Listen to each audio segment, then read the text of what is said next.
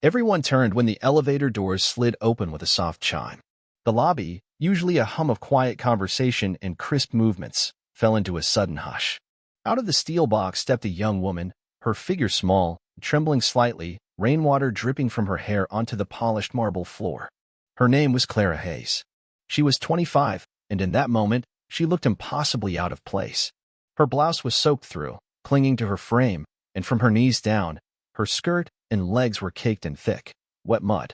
Each step she took released a quiet, squelching sound from her shoes, reverberating embarrassingly across the sleek expanse of the lobby.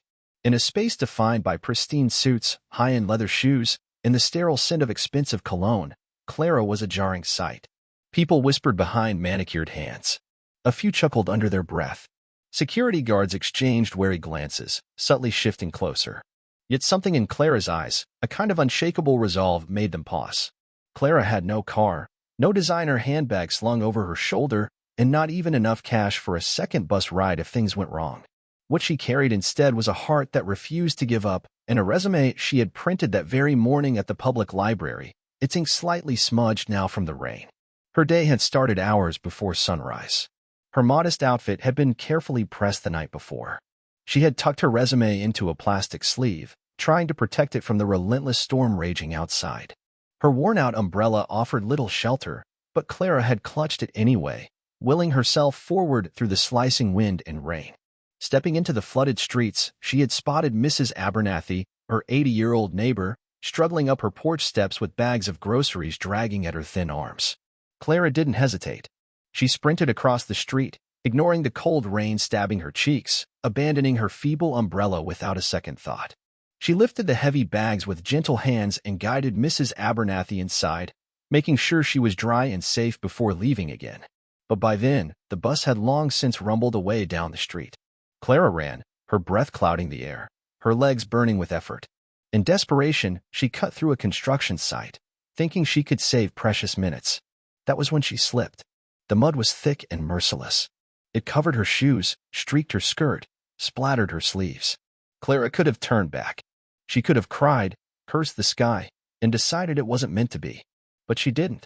She picked herself up, wiped her hands on her skirt, and kept running, the image of the towering office building imprinted in her mind like a beacon. By the time she arrived, the marble floors gleamed underfoot, the elevator chimed above her, and the sharp scent of fresh coffee filled the air. She clutched her damp folder to her chest and took a deep breath. Inside the polished boardroom, candidates were already seated. They were the kind who exuded effortless confidence, their suits perfectly tailored, their shoes gleaming. Their resumes boasted Ivy League educations, top-tier internships, and accomplishments that made Clara's library-printed resume look almost laughable. The room buzzed with quiet conversation until the door creaked open again. Heads turned, and there she was. Clara Hayes, mud-smeared, rain-soaked, trembling but not broken, stepped into the room. Conversation stuttered and fell silent. A few of the candidates exchanged smirks. One woman quickly turned away, unable to hide her disdain. Clara heard the sharp intake of breath from the interviewer closest to her, but she didn't flinch. She walked forward with slow, deliberate steps and slid into the empty chair at the far end of the table. At the head of the table sat the CEO, a man named Richard Langston. His hair was silver, his face lined with the weight of years spent building an empire. He glanced up from Clara's damp resume and, for a moment, just stared. Silence stretched. Clara could feel it. The judgment. The skepticism. The certainty that she didn't belong.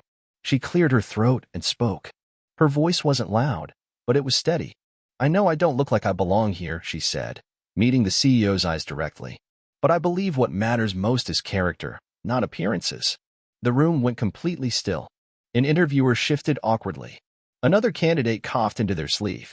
Langston studied her. He didn't speak right away. Instead, he leaned back in his chair, eyes narrowing slightly in thought. Then he set the resume down carefully in front of him. 30 years ago, he said finally, his voice quiet but firm, I walked into my first interview covered in motor oil. The candidates blinked, stunned. I was 22, Langston continued. I worked nights fixing cars and spent my days studying. I showed up at the interview straight from the auto shop, with grease under my nails and dirt on my jeans. He smiled faintly, as if the memory were a living thing still breathing inside him. The receptionist tried to send me away.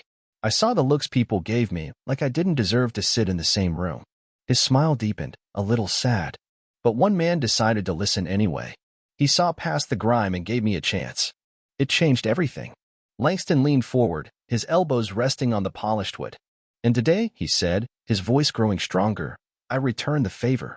Gasps were barely concealed. I see someone who didn't let circumstances define her.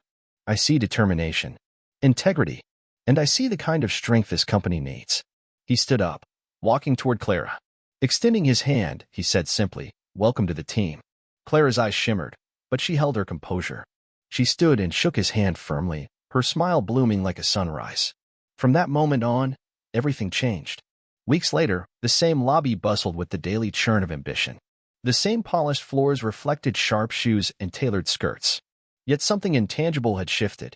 In the heart of the office, in a sun-drenched conference room lined with floor-to-ceiling windows, Clara now stood at the front of the room, leading a key project presentation.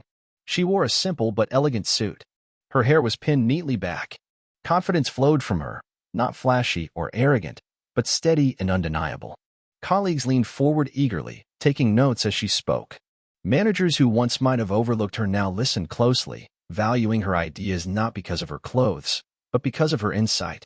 And outside the glass wall, Richard Langston stood silently, hands in his pockets, watching with a small, proud smile. Later that afternoon, in the break room, a young intern named Megan dropped her coffee with a clatter, splattering it across the tiles. Her cheeks flamed with embarrassment as everyone turned. Without hesitation, Clara crossed the room. She knelt beside Megan, helping mop up the mess with a napkin. Don't worry, she whispered warmly. We all have our moments. Megan gave a grateful, shaky smile. And just like that, the cycle continued. Clara Hayes had not just earned a job. She had started a quiet revolution. She reminded them all that success isn't about flawless shoes or pressed suits. It's about grit, about kindness, about the courage to keep walking forward, even when the world tells you to turn back. And in a world that too often worships polish over substance, Clara's muddy shoes, and the heart that carried them forward, shined brighter than anything else. She had changed not just her life, but the very soul of the company she had fought so hard to enter. And for every soul that would come after her, every trembling heart and muddy shoe that dared to walk through those glossy doors, she had cleared the path,